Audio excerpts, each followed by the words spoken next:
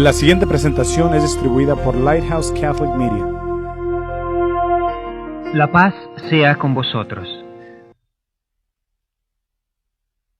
Los hombres de hoy en día ya no creen ni en el demonio ni en el infierno. ¿Por qué no creen en el diablo si hay tantas cosas diabólicas en todos lados? Los comunistas han tratado de convencernos de que no hay Dios. Realmente no han logrado convencernos de eso, pero nos han convencido de que no existe el demonio. No podemos explicar toda la maldad del mundo en estos días si negamos al demonio. Si vamos a negar al malvado, esa es la clase de pregunta que Trench propuso en un poemita muy interesante. Los hombres ahora no creen en el diablo como creían sus padres. Ellos fuerzan las puertas del credo más amplio para permitir la entrada a su majestad. No hay una huella de su pezuña o un dardo ardiente de su arco que pueda encontrarse en la tierra. El mundo, por mayoría de votos, ha decidido que el diablo no existe. Pero, ¿quién está mezclando la ráfaga fatal que pulsa su corazón y su cerebro? Y carga en la tierra cada año que pasa con 100,000 muertos. ¿Quién ciega la flor de la tierra hoy con el aliento del fuego del infierno? Si el diablo no existe, ni nunca existió, ¿puede alguien levantarse y decirlo? ¿Quién espía los pasos del santo que trabaja y cava los pozos para sus pies? ¿Quién siembra entonces el terror en los campos del tiempo en donde Dios siembra su trigo?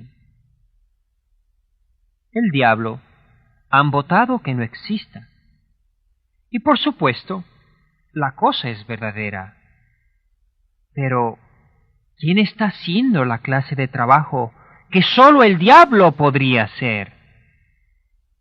Se nos dice que ya no anda por ahí como león rugiente, pero ¿a quién hacemos responsable por el rugido eterno que se oye en los hogares, en la iglesia, en los países, hasta las partes más remotas de la tierra?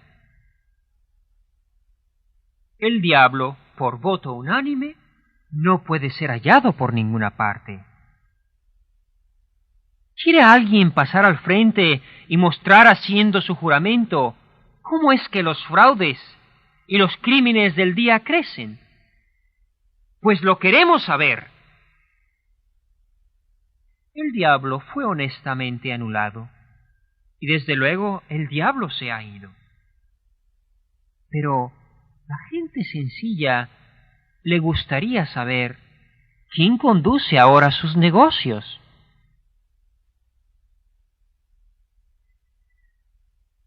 Y así como niegan ellos al diablo, naturalmente niegan el infierno, ya que niegan la justicia de Dios y niegan la existencia de la culpabilidad y del pecado.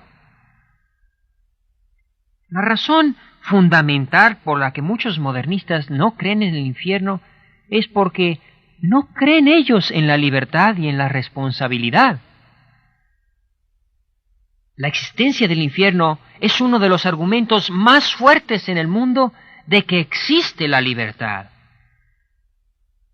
Dios nos permite la libre elección y nos permite hacer nuestra elección para toda la eternidad. El no creer en el infierno es como sostener que la consecuencia de los actos buenos o malos es indiferente. Hay una tremenda diferencia entre comer pólvora o tomar té. Y hay una diferencia mucho mayor entre si una alma bebe bondad o bebe maldad. Es dificilísimo hacer una nación libre sin jueces ni prisiones, como lo es el hacer un mundo libre sin juicio e infierno. Ninguna constitución de ningún país podía durar más de 6 meses en la base de ese cristianismo liberal que niega lo que Cristo quiso decir cuando dijo: apártate de mí, maldito, al fuego eterno, que fue preparado para el diablo y sus ángeles. ¿Han notado ustedes que los santos temen el infierno, pero nunca niegan su existencia? Y en cambio, los grandes pecadores niegan el infierno, pero no le temen, al menos por el momento. El diablo nunca es más fuerte que cuando hace que un hombre niegue que existe el diablo. El hombre moderno que no vive de acuerdo a su conciencia quiere una religión sin cruz, un Cristo sin calvario, un reino sin justicia y una iglesia con cura benigno que nunca mencione el infierno para agradar a sus oídos. Ese es el cristianismo moderno.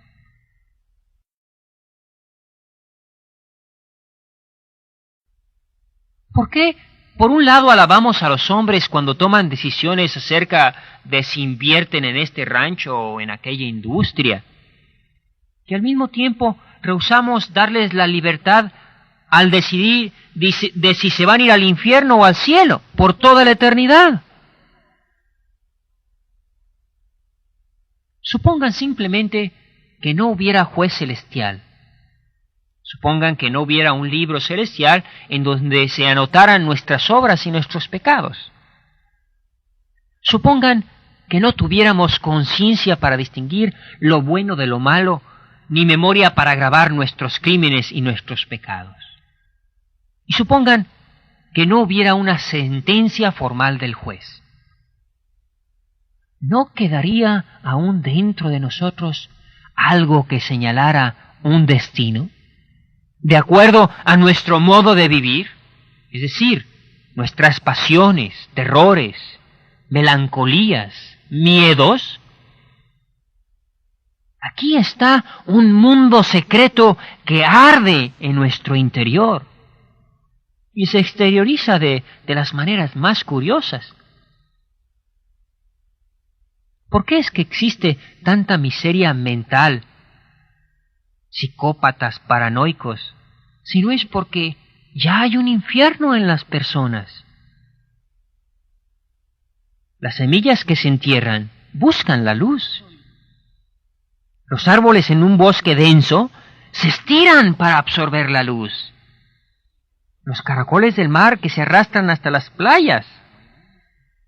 En el cuerpo, un pedazo de vidrio busca la manera de ser expulsado. Un asesino regresa al lugar del crimen porque el crimen lo llama. Todas estas obras profanas son descargadas ante el psicoanalista, y junto con todas ellas el mundo se duele y se preocupa y está herido porque le molesta su interior. Si el estómago no puede guardar el alimento envenenado, ¿no debería también la mente envenenada vomitar la inmundicia que tiene en ella? ¿Y la lujuria? Así pues, aun cuando nieguen a Dios y el juicio, están dando testimonio de Él por los efectos de su propia vida. Sus conciencias sobrecargadas no pueden escapar la laceración del juicio de sus propios excesos y se torturan a sí mismos con su propio infierno interior. Aquellos que niegan el fruto del amor sienten como si hubiera niños en los vidrios de las ventanas, asomándose, atisbando dentro de los vientres y senos negados. Y luego están todas las distracciones y preocupaciones y noches de terror, de angustia, de aquellos que están conscientes de su propio pecado, que no los deja. Pues como dice un poeta, aún el ateo siente miedo en la oscuridad. Todos aquellos en este mundo que están en estado de gracia llevan en sí la semilla de la gloria. Y así también los que están en pecado mortal, aunque nieguen a Dios, llevan en sí la semilla del infierno. El infierno empieza aquí y también el cielo. Y el cielo no termina aquí, tampoco el infierno. Únicamente necesitamos leer literatura moderna para darnos cuenta de cómo se mueve el infierno en el interior de esas personas que lo niegan externamente. Se ha hecho aún más real de como era antes. Nuestro Señor habló 15 veces acerca del infierno. 11 veces mencionó el fuego eterno. En el Nuevo Testamento, el fuego eterno se menciona más de 30 veces. No hay ninguna duda acerca de lo que nuestro Señor dijo, por ejemplo, no le teman a aquellos que matan el cuerpo, pero no pueden matar el alma. Más bien, temed a aquel que puede destruir el cuerpo y el alma en el infierno. Y en otra ocasión nuestro Señor dijo, ¡ay de vosotros, escribas y fariseos hipócritas, raza de víboras! ¿Cómo podrán escapar de la furia del infierno? Nuestro Señor lo describió a menudo como el lugar en donde el gusano no muere y el fuego no se extingue. Ordinariamente en este mundo un gusano se alimenta de un cuerpo en putrefacción y luego muere. En este mundo el fuego consume el combustible y se apaga. Pero nuestro Señor está aquí hablando de un gusano que nunca muere y de un fuego que jamás se apaga.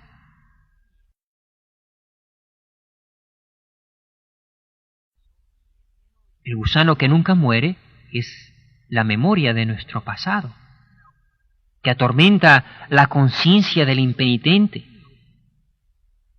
Nuestro Señor, pues, implicaba dos clases o dos elementos de destrucción: la corrupción interna, el gusano, y la fuerza consumidora externa, es decir, el fuego. Quizá estos fuegos ya han sido encendidos por esa conciencia que se da cuenta de haber rechazado el amor de Dios. Como lo dice el poeta Yates, esas llamas que en la noche de mi propio corazón resinoso han alimentado. Y qué verdad es que cada uno está encerrado en su propia individualidad.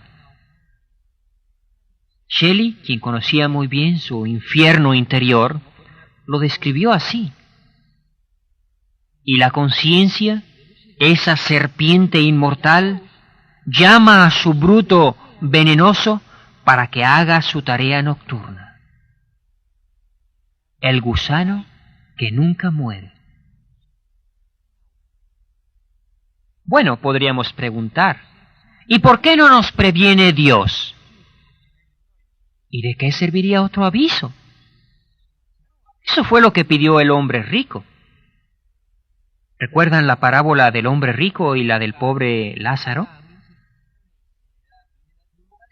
El rico pedía que alguien fuera a decirle a sus hermanos lo que estaba sufriendo él en el infierno. Supongan que Dios le hubiera concedido su petición y hubiera mandado a Lázaro con los 5 hermanos y lo hubieran reconocido. ¿Creen que eso los hubiera cambiado? Probablemente habrían pedido pruebas de que verdaderamente había vivido y muerto, y que había visitado la región de las almas que departen. La cosa es que el juicio y el infierno son temas de fe y no de verse. Si el Cristo resucitado no es prueba para los sentidos, mucho menos puede alguien que resucite de entre los muertos ser una prueba convincente y aviso para nosotros. Si la resurrección de Cristo no convenció a los que lo vieron, tampoco nos convencerá la resurrección de un muerto que nos venga del infierno. Si hubiera venido un mensajero de parte del hombre rico, los hermanos probablemente habían tratado de matarlo. Igual que los fariseos trataron de matar a Lázaro, que nuestro Señor resucitó de entre los muertos. Entonces, ¿por qué se van al infierno las almas? Van al infierno simplemente porque rehúsan amar. Esa es la única razón. Un hombre joven ama a una muchacha, le da regalos, le es fiel, es generoso, bondadoso. Ella es desleal, le acepta los regalos, pero le juega traición. Y después de haber sido decepcionado aquel joven miles de veces, aún continúa amándola. Pero llegará el momento en que él dirá: basta, no tolero más, se acabó el amor. Así también es Dios. Ese sabueso celestial nos persigue durante toda la vida, invitándonos a su reino, convidándonos a que nos sentemos en su banquete eucarístico para fortalecernos con su gracia, con los sacramentos. Y nosotros lo rechazamos, lo traicionamos, le somos desleales, rehusamos amarle. Y por fin, cuando llega la muerte, entonces nuestra vida queda sellada. Y esa clase de amor no regresa jamás. El amor es eterno y también el infierno. ¿Cuál es la cosa que el amor no puede perdonar? ¿Qué cosa nunca podría perdonar? El odio. ¿Cuál es la cosa que la vida nunca puede perdonar? Es la muerte. ¿Por qué? Porque la muerte significaría la destrucción de su vida. ¿Cuál es la cosa que la verdad nunca podría perdonar? El error. Y veamos ahora, ¿cómo es el castigo? Bueno, el castigo es doble, porque es doble el carácter del pecado. Siempre que cometemos un pecado serio, en primer lugar, nos estamos alejando de Dios. Y en segundo, nos estamos alejando de las criaturas. Tomen, por ejemplo, el alcoholismo. Obviamente, hay un alejamiento de Dios, un repudio de la razón que Él nos ha dado. Y segundo, nos alejamos de los demás, de las criaturas, por causa del alcohol.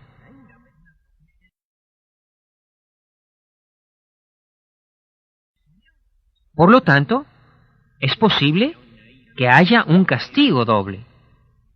El castigo correspondiente por habernos alejado de Dios, el cual es el dolor de perderlo, y que es el más terrible de todos los dolores, puesto que es la pérdida del mismo Dios. Y luego está el dolor del sentido. Somos castigados por las mismas criaturas de las que abusamos. Ahora, tomemos por ejemplo el dolor de perder a Dios. En esta vida, el alma que se rehúsa a amar a Dios y deja de responder a su amor, se hace como un imán que no puede ejercer ninguna influencia sobre la madera. Es decir, deja de pensar en él. De hecho, rechaza todas sus misericordias. Pero cuando llega la muerte, su alma ya no puede más estar sin Dios. Se arroja de rodillas ante Dios, pero Dios ya no está ahí. Es como si uno estuviera jugando a la gallinita ciega y al quitarse la venda de los ojos descubre que se ha vuelto ciego.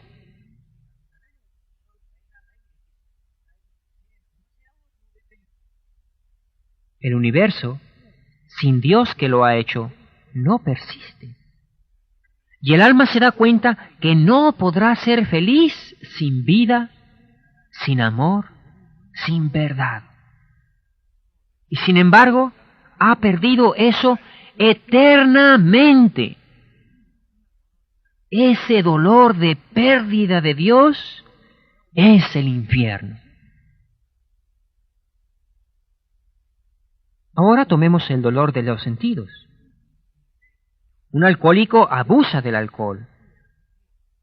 Y si el alcohol fuera dotado de conocimiento, le diría al borracho: óyeme, yo fui hecho por Dios para ser usado racionalmente y con sobriedad.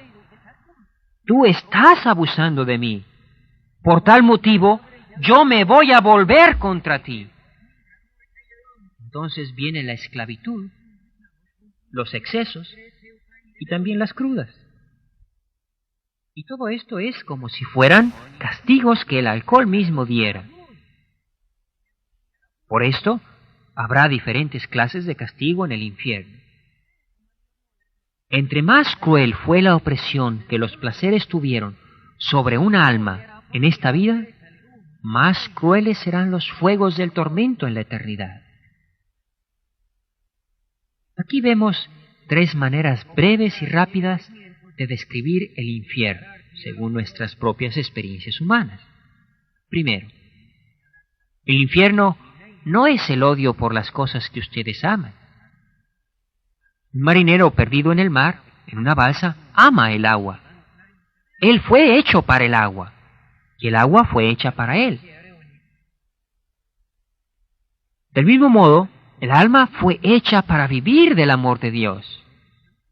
Pero si el alma pervierte ese amor, salándolo por el pecado, entonces, así como el marinero odia el agua salada que bebe, así el alma odia el amor pervertido que busca. Así como el marinero se vuelve loco porque quiere agua y no puede vivir sin ella, así también el alma en el infierno quiere amor y sin embargo ese amor le ha sido rehusado y salado con rechazo. El perverso no quiere el infierno porque le gusten sus tormentos. Quiere infierno porque no quiere a Dios. El infierno es suicidio eterno por odiar el amor. Una segunda descripción del infierno es la siguiente. El infierno es la mente eternamente rabiosa consigo misma por haber herido al amor. ¿Cómo nos sucede a nosotros frecuentemente decir, me odio por haber hecho eso? ¿Y se odiaron ustedes más cuando lastimaron a alguien a quien amaban?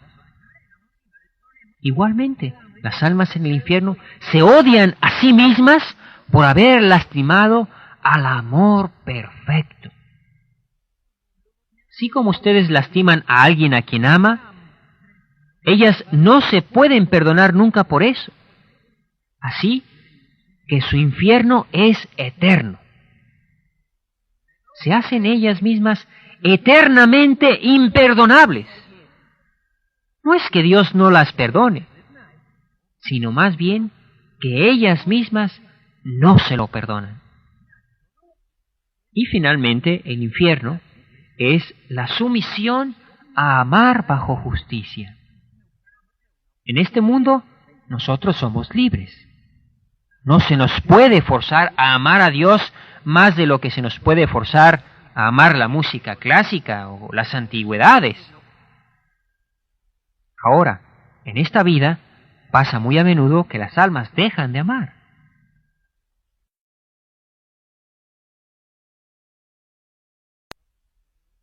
Muchas mujeres están atadas a alcohólicos o a esposos que no sirven para nada hasta que la muerte los separe.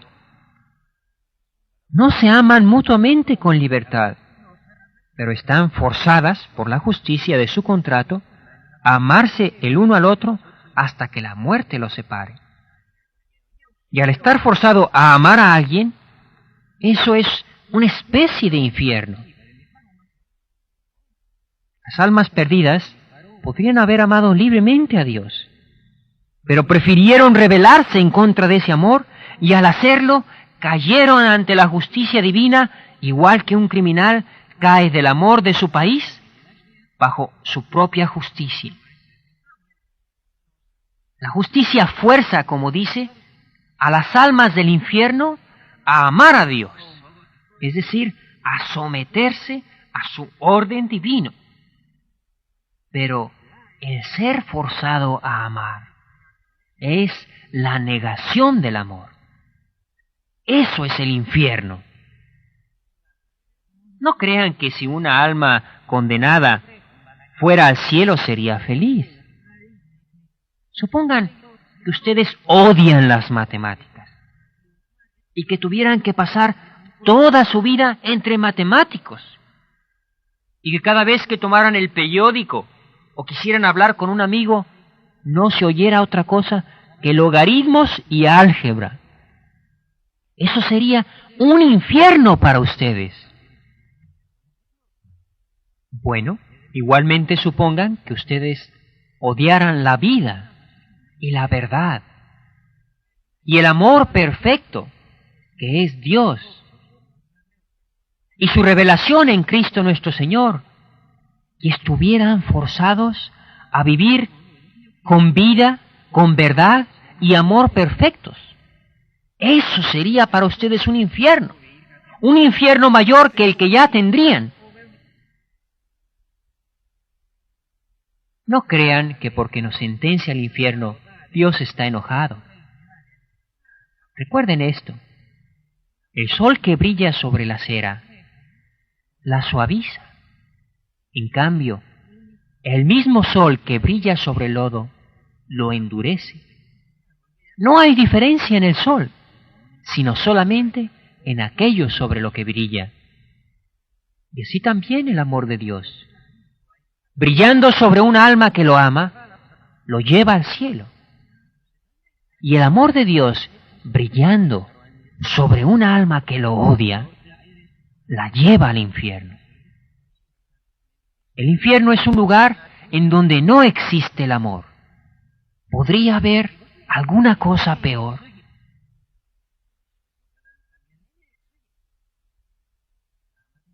Dios te ama. La paz sea con vosotros. ¿Alguna vez pensaron ustedes que debería haber un principio femenino en la religión? Supongan nada más que no hubiera nada acerca de la situación de la mujer en la religión. ¿Qué protesta tan justa oiríamos? Toda religión tiene un principio femenino. Sobre mi escritorio tengo una estatua que me dio un hombre que fue misionero en China. Es una estatua de Kuan Yin. De acuerdo con la leyenda china, Kuan Yin era una joven princesa que vivió como 500 años antes de Cristo y quiso dedicar su virginidad a Dios. Por esa razón, su padre la mató. De acuerdo con la leyenda, un tigre la arrastró al infierno y ahí ella empezó a implorar misericordia por todos los inquilinos del lugar. Tanto disturbio causó en el infierno, tanto introdujo la caridad, que el diablo la expulsó de ahí. Así ella se convirtió para los chinos en Kuan Yin, la diosa de la misericordia. Probablemente solo un anhelo oriental por tener una gran mujer en la religión. Pero piensen en los musulmanes. Mahoma tuvo una hija cuyo nombre era Fátima. Murió a una edad muy joven y Mahoma le guardó luto profundamente y escribió acerca de ella: de todas las mujeres en el cielo, ella es la más bendita después de María. ¿Sabían ustedes que el Corán de los musulmanes contiene más de 40 versos acerca de nuestra Santa Madre? Ellos creen en la Inmaculada Concepción. Ellos creen en el nacimiento virginal. También están los pueblos africanos que tienen una tradición muy curiosa de que cuando un hijo sucede al trono, las ceremonias de inauguración consisten en sentarse en las piernas de su madre. En otras palabras, se deriva algo de autoridad del principio materno. También tomen por ejemplo al gran poeta latino Virgilio. En su cuarta égloga, que ha sido llamada el poema mesiánico, tiene esta línea: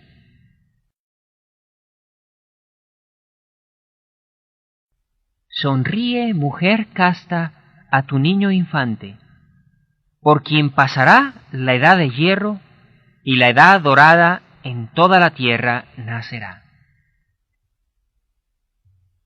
Y luego, retrocediendo a Homero, el gran poeta griego que vivió 1000 años antes de Cristo, él dio a la historia el cuento de un hombre derrotado y una mujer llena de dolor. Y la mujer dolorosa recuerda cuando su esposo, Ulises, estaba ausente en un viaje. Ella tenía muchos amantes, pretendientes, y a cada uno de ellos le decía: tan pronto como termine de tejer esta prenda, consideraré tu petición. Y cada noche desbarataba las puntadas que había tejido durante el día, hasta que un día su esposo regresó. Nunca nadie pudo comprender por qué este gran poeta tenía que haber hecho que toda la historia entendiera al hombre derrotado y a la mujer dolorosa, hasta que hubo un hombre derrotado y una mujer dolorosa. Todo esto nos trae al tema del principio femenino real en la religión. Yo creo que todo amor comienza con un sueño. Se me hace que toda persona tiene en su mente, en su corazón, la imagen del ser amado. Está hecha de memorias, de pensamientos, sueños, ideales, experiencias. Y luego, un día, alguien aparece. Esto se llama amor a primera vista. No es amor a primera vista, es amor a segunda vista. Porque todo gran amor es un sueño hecho realidad. ¿Han visto ustedes alguna vez un sueño caminando? Pues yo sí. Y esa es la razón por la que el amor es muy parecido a la música. Oímos alguna pieza de música por primera vez y nos gusta. ¿Por qué? Porque ya tenemos esa música dentro de nuestros propios corazones. Ya tenemos ese sueño en nuestro interior. Cuando Dios se hizo hombre, o cuando lo deseó en la misma creación del mundo, Él también tuvo un sueño acerca de una madre. La mujer que sería su madre, cuando Él tomara cuerpo, decidiría el tiempo de su nacimiento, las circunstancias, la gente y todos los detalles. Él pensó en ella por mucho más tiempo que antes de nacer. Ella era el sueño hecho realidad, el primer amor del mundo. Supongan que ustedes hubieran podido hacer a su propia madre. ¿No la habrían hecho la mujer más hermosa, la más bondadosa en todo el mundo? Bueno, pues Dios puede hacer su propia madre. Dios puede hacer su propia madre más o menos de la misma manera que los artistas pueden crear. Supongo que una de las más famosas pinturas de madres es la de Whistler. Cuando alguien felicitó a Whistler por su pintura, él dijo: Bueno, tú sabes cómo son las cosas. Uno trata de hacer a su mamá tan perfecta como uno pueda. Así, Dios Todopoderoso, quien preexistió a su propia madre, la hizo tan hermosa como Dios pudo. Por eso es que ella fue concebida inmaculadamente. ¿Qué significa inmaculada concepción? Significa simplemente que ella fue concebida sin la mancha del pecado original. Una cosa que yo no puedo entender es por qué la gente ahora no cree en la Inmaculada Concepción. Porque la mayoría de la gente ahora creen que no tienen pecado. Por consiguiente, ellos se creen inmaculadamente concebidos. La Inmaculada Concepción no quiere decir que Nuestra Señora no necesitó de ser redimida como ustedes y yo. Solo quiere decir que desde el momento de su concepción, ella fue inmune de la mancha del pecado. ¿Y no era esto lo correcto? Si ustedes recibieran un aviso o un anuncio que van a tener un gran personaje de visita en su casa, ¿no se esforzarían limpiando la sala recibidor?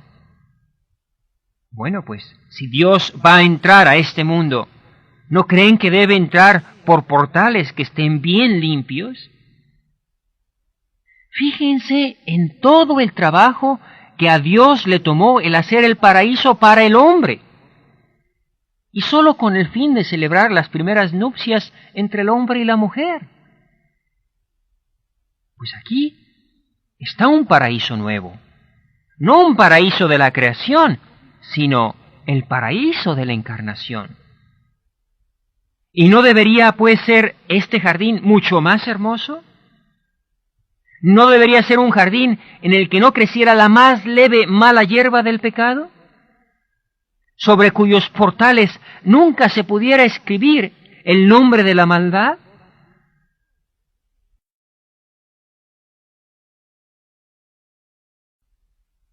Y este paraíso de la encarnación, que sería jardineado por el Adán nuevo, este paraíso era Nuestra Señora, el principio femenino de la religión.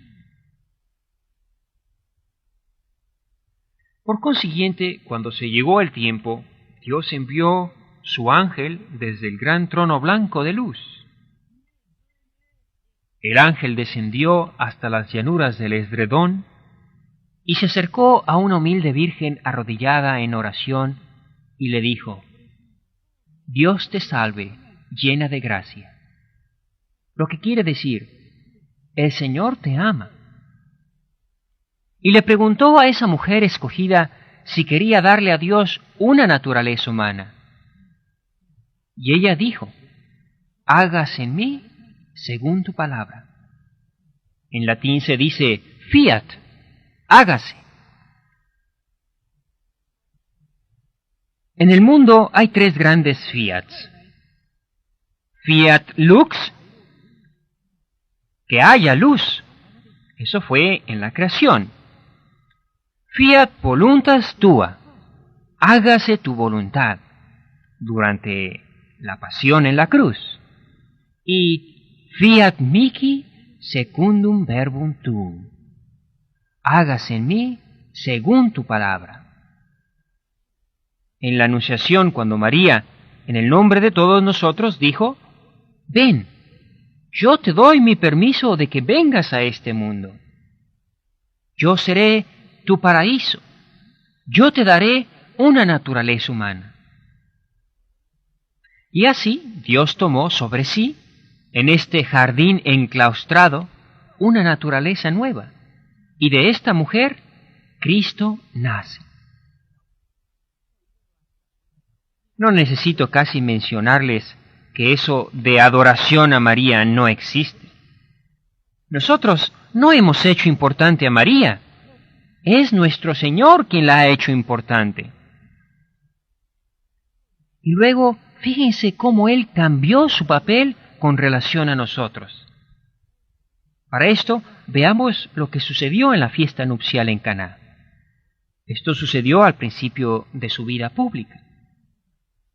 A esta fiesta de bodas de Caná, nuestro Señor llegó y trajo con él desde el Jordán a todos sus discípulos. Y yo creo que fue por eso que se les acabó el vino, por tanto gorrón. Ustedes no pueden imaginarse una ceremonia matrimonial que se lleva a cabo en un lugar vinícola sin que haya bastante provisión de vino. Pero de cualquier manera, el vino se les acabó. Ahora, ¿quién es la primera persona que lo nota? Su Santa Madre. Ella conoce nuestras necesidades muy a menudo antes de que nosotros mismos las conozcamos. Y entonces dijo la oración más sencilla: no tienen vino. Ahora, él le dio una respuesta muy extraña. Le dijo: mujer, ¿qué nos va a ti y a mí? O mejor, en el griego original, lo que es mío es tuyo. Mi hora aún no llega. Vamos a analizar esto. Mi hora aún no llega. Siempre que nuestro Señor usó la palabra hora, la usó con relación a su pasión y su muerte. Siempre. Por ejemplo, cuando atentaron a apedrearlo en 2 o 3 ocasiones, el Evangelio dice que su hora aún no había llegado. Cuando Judas vino a traicionarlo en el huerto, nuestro Señor dijo: esta es tu hora, la hora del mal. La noche de la última cena: Padre, la hora ha llegado. Así es que nuestro Señor le está diciendo a su madre: la hora de mi pasión y muerte no han llegado todavía. ¿Qué quieres que yo haga? ¿Quieres que realice mi primer milagro? ¿Quieres que pruebe que yo soy el Mesías esperado, el Cristo, el Hijo de Dios vivo? ¿Te das cuenta de que si yo hago este milagro y me denuncio como el Cristo y el Hijo de Dios, seré enviado a la cruz? ¿Quieres convertirte en una madre que envía a su hijo al campo de batalla? Querida madre, si eso es lo que intentas hacer, si tú quieres que comience ahora mi vida pública y ser el ujier en mi muerte, mi pasión, mi redención de los hombres, entonces tu relación para conmigo tendrá que cambiar. Hasta ahora en nuestra propia vida privada, tú has sido conocida como la Madre de Jesús. Pero desde el momento en que yo comience mi obra redentora, tú ya no serás solamente mi madre. Tú serás la madre de todos y cada uno de los que voy a redimir. Entonces serás no solo la madre de Jesús, serás entonces la madre de toda la humanidad. Y yo te saludo. Ahora te llamo mujer, la madre universal del mundo. Pasaron 3 años y llegamos a la cruz. A la mitad de esos 3 años, un día la Madre Santa, preocupada por sus largas noches de oración y sus predicaciones de todo el día, estaba esperando entre la multitud.